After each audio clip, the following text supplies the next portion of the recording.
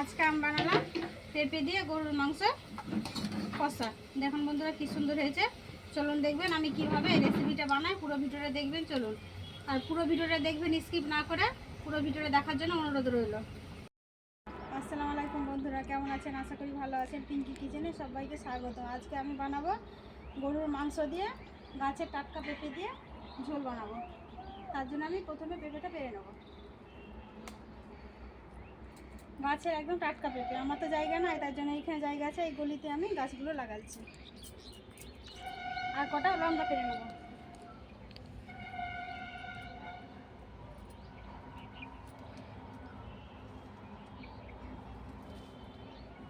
এই কটা লঙ্কা হলে আমার হয়ে যাবে, তার জন্য এই কটা পেরে নিলাম। এবার যেটাও লাগবে আমি গাছে থেকে টাটকা টাটকা পেরে নেব।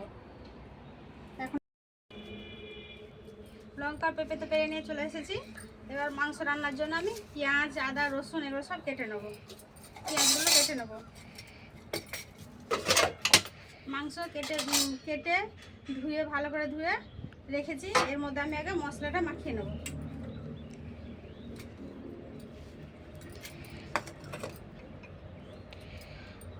মাংসের মধ্যে মশলাটা মাখিয়ে রাখলে মানে দারুণ স্বাদের হয়, ওই জন্য মশলাটা আমি আগে মাখিয়ে নেব। তাহলে মশলাটা মাংসের ভেতরে ঢুকবে। দেবো হলুদ গুঁড়ো,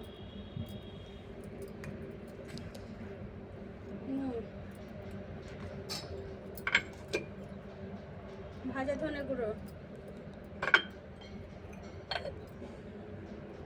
লঙ্কা গুঁড়ো। এবার এটা আমি হাত দিয়ে ভালো করে মাখিয়ে রেখে দেবো।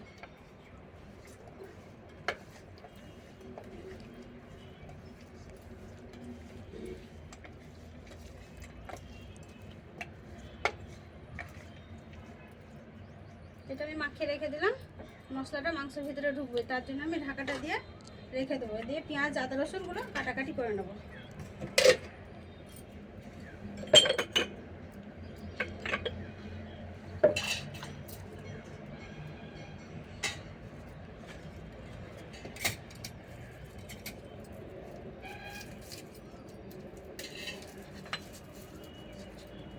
সব পেঁয়াজগুলো আমি কুচিয়ে নেব।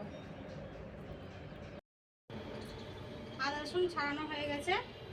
আদা রসুন আর ভাজা জিরে বেটে নেব।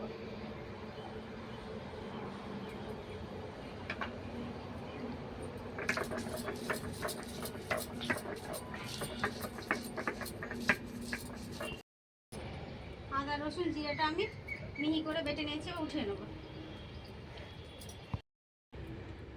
একবারে মিহি করে বেটে নিয়েছি, উঠিয়ে নেব।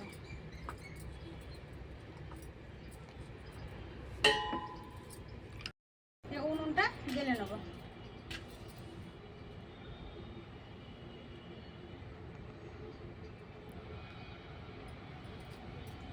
উনুনটা ধরিয়ে দিয়েছি, কড়া বসিয়ে দেবো।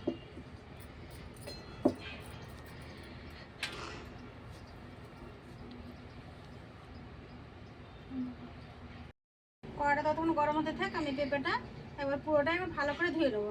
এই দুধ নোংরাগুলো লেগে আছে, এবার একটু আমি ভালো করে আগে ধুয়ে নেবো। তারপর আবার কেটে ধোবো। এটা ভালো করে আগে ধুয়ে নিই। গাছের একদম টাটকা পেঁপে বন্ধুরা, দেখলেন তো পাততে। এটা আমি মাংসতে দেবো। পুরোটা দেবো না, হাফটা দেবো। কড়া গরম হয়ে গেছে, দেবো সরষের তেল।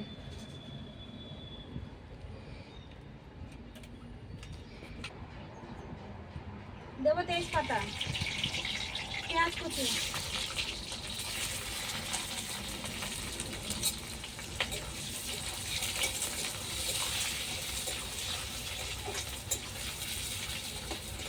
বেশি কিন্তু পেঁয়াজটা ভাজবো না, লাল লাল করে।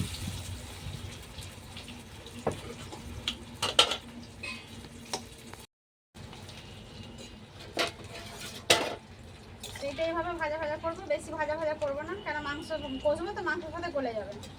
এবার আমি যে মাংসগুলো মাখিয়ে রেখেছি সেগুলো দিয়ে দেবো।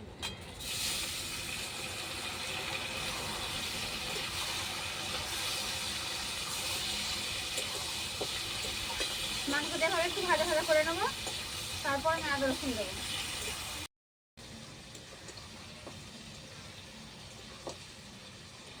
মাংসটা একটু ভাজা ভাজা হয়ে গেছে, এবার আমি মশলাগুলো দিয়ে দেবো। আদা রসুন জিরে বাটাটা দিয়ে দেবো।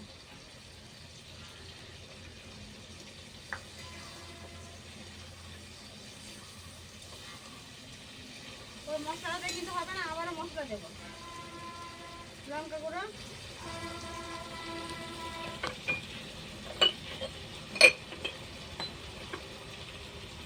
হলুদ গুঁড়ো,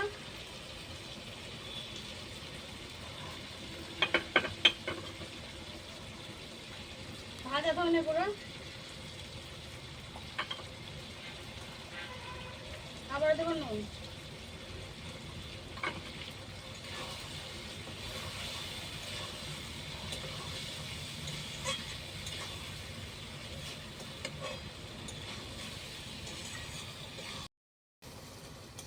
এবারে ঢাকাটা দিয়ে দেবো, এটা কষানো হোক।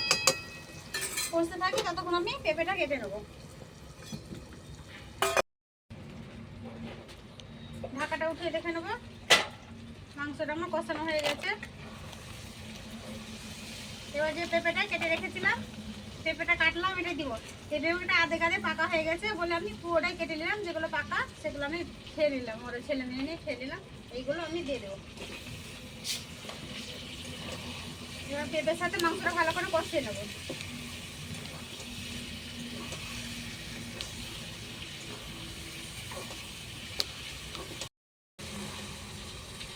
ভালো করে পেঁপেটা মাংসটা আমি কষিয়ে নিয়েছি। এবার আমি এর মধ্যে পানি দিয়ে দেবো।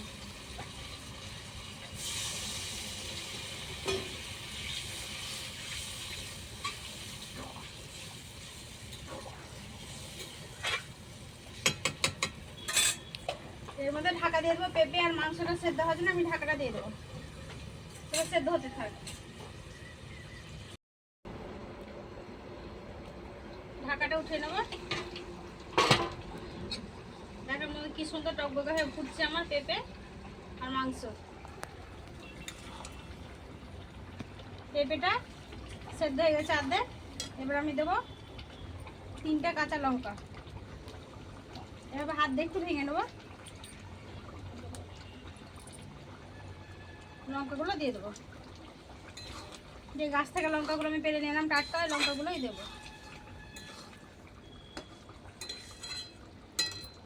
আবারও ঢাকা দিয়ে দেবো, অল্প ঝোলগুলো মরে যাবে, তাহলে ঢাকাটা দিয়ে দেবো।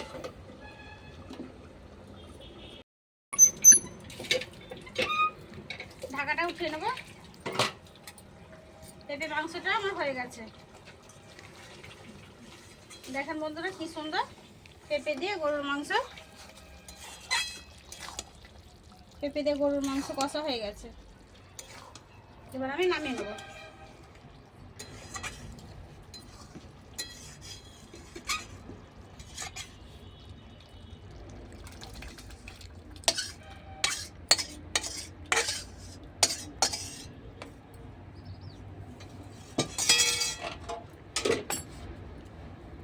কি সুন্দর আমার গরুর মাংস পেঁপে দিয়ে কষা কষা হয়ে গেছে। এবার আমি ভাতটা নিয়ে আসি, খেয়ে দেখবো। পেঁপে মাংসটা আমি খেয়ে নেবো।